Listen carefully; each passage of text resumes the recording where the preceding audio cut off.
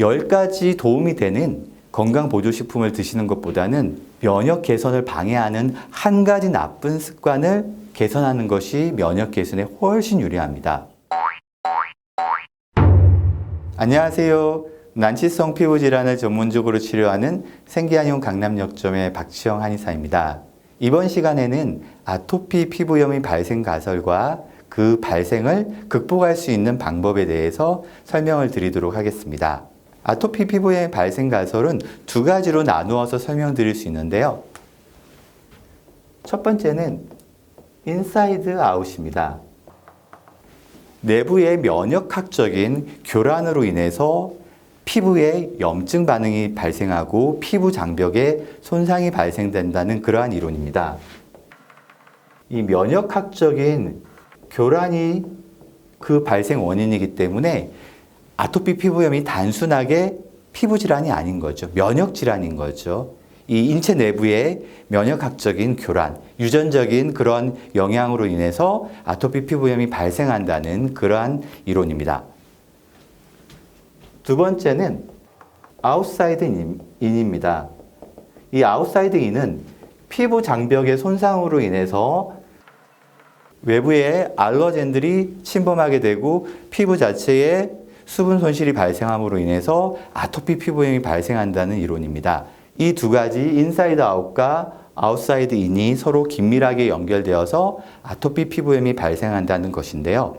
이 인사이드 아웃은 한의학적인 체질 개념과도 무척 긴밀하게 연결되어 있습니다. 한의학에서는 체질이 있죠. 사상 체질이 있는데요. 이 아토피 피부염이 빈번하게 발생하는 두 체질이 있습니다. 첫 번째가 소음인인데요. 소음인은 위장관 소화기가 약합니다. 이 장관 면역이 약하기 때문에 다른 사람들에 비해서 소화가 잘 안 되고 쉽게 체하고 복통이나 소화장애가 빈번하게 발생하는 체질인데요. 이러한 체질들에게 있어서 아토피 피부염이 빈번하게 발생합니다. 이 두 번째는 태어민 체질입니다.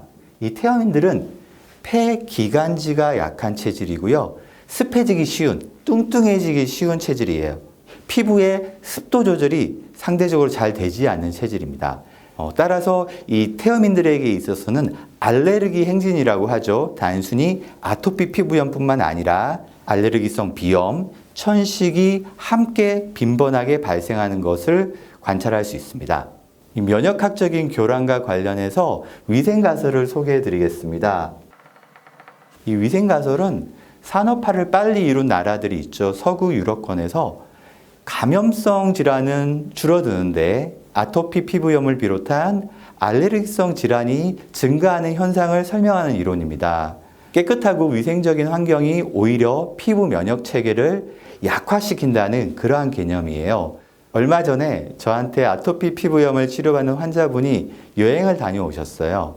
휴가를 다녀오셨는데 휴가 이후에 아토피 피부염이 악화된 거예요. 아무래도 환경이 바뀌고 좀 과로를 하다 보니까 악화가 된 거죠. 그래서 휴가 다녀온 것을 굉장히 후회를 하시더라고요. 그래서 제가 오히려 잘하셨다고 그렇게 말씀을 드렸는데 휴가를 가서 물놀이도 하고 흙놀이를 하면서 자연 환경을 접할수록 2차 면역이 획득되는 그러한 효과가 있습니다. 물론 일시적으로는 이 아토피 피부염이 악화될 수는 있지만 장기적인 관점에서는 오히려 면역 체계를 강화하고 활성화하는 좋은 방법입니다.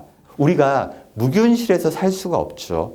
한 줌의 흙에는 수백 종의 세균과 바이러스가 있다고 합니다. 그래서 적당한 수준의 위생은 필요하겠지만 너무 청결하고 너무 깨끗한 환경은 오히려 우리의 면역 시스템을 약화시킨다는 것을 꼭 기억해 주셨으면 좋겠습니다. 지금까지 아토피 발생 가설 두 가지를 살펴봤는데요. 그렇다면 이 아토피를 어떻게 극복할 것인가? 그게 중요하겠죠. 이 첫 번째 인사이드 아웃을 극복하기 위해서는 면역학적인 교란을 해결해야 합니다. 면역 개선이 필요한데요. 이 피부의 면역은 인체 내부의 여러 장기와 연결되어 있습니다. 그걸 스킨 것 브레인 액시스라고 하는데요. 이 피부와 위장관 그리고 호르몬과 스트레스 관련해서 뇌가 긴밀하게 연결되어 있다는 개념입니다. 따라서 이 면역 개선을 하기 위해서는 위장관을 통해서 흡수되는 음식을 조절해야 되고요. 그리고 수면을 조절해야 됩니다. 이 아토피 피부염을 앓고 계시는 분들이 단순히 건강보조식품을 섭취하는 것으로 아토피 피부염을 개선할 수 있다고 생각하시는 분들도 계신 것 같아요. 하지만 그런 일은 절대 일어나지 않습니다. 10가지 도움이 되는 건강보조식품을 드시는 것보다는 면역 개선을 방해하는 한 가지 나쁜 습관을 개선하는 것이 면역 개선에 훨씬 유리합니다. 저는 이렇게 말씀을 드리는데요. 극복할 수 없는 아토피 피부염은 없어요. 그런데 극복할 수 없는 나쁜 습관이 있는 것 같아요. 따라서 이 음식 습관과 수면 습관은 반드시 개선해 주셔야 돼요. 이 음식 습관과 수면 습관을 개선해 주셔야 면역 개선이 이루어지기 때문입니다. 다음으로 아웃사이드 인과 관련해서 이치 스크래치 사이클을 설명드리겠습니다. 이치 스크래치 사이클은 아토피 피부염에 있어서 발생하는 극심한 가려움증으로 인해서 계속해서 긁게 되면서 오히려 염증 반응이 더 심해진다는 설명인데요. 이 긁게 되면 피부 장벽이 손상되면서 사이토카인이 방출되게 됩니다. 이 방출된 사이토카인은 마스트셀과 신경계를 활성화시키는데요. 활성화된 마스트셀은 다량의 히스타민을 방출하게 됩니다. 이렇게 방출된 히스타민은 면역세포와 함께 염증 반응을 더 악화시키게 되고요. 그리고 활성화된 신경계는 굉장히 민감하게 반응하게 됩니다. 그래서 보통 사람들은 느끼지 못하는 가려움에 있어서도 극심한 가려움을 느끼게 되고 또 긁게 되는 행위를 유발하게 되는 것이죠.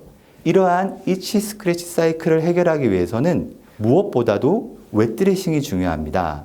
웻드레싱이라고 하면 처음 들어보시는 분들도 계실 거예요. 보통 아토피 피부염 관리에 있어서 제일 중요한 첫 번째를 보습이라고 생각하시는데 저는 보습보다는 오히려 웻드레싱이 중요하다고 설명을 드리고 싶습니다. 이 웻드레싱은 생리식염수를 충분히 묻힌 거즈를 아토피 피부염 부위에 스포를 하는 방법이에요. 10분에서 30분 정도 충분히 스포하면서 피부 장벽을 회복시키고 염증 반응을 개선하는 방법입니다. 만약에 생리식염수와 거즈가 준비되어 있지 않다면 깨끗하게 정수된 물을 수건에 묻혀서 활용할 수도 있습니다. 이번 시간에는 아토피의 발생 가설과 그 극복에 대해서 살펴봤습니다. 문의하실 점이 있으면 댓글 달아주시면 좋겠습니다. 시청해 주셔서 감사합니다.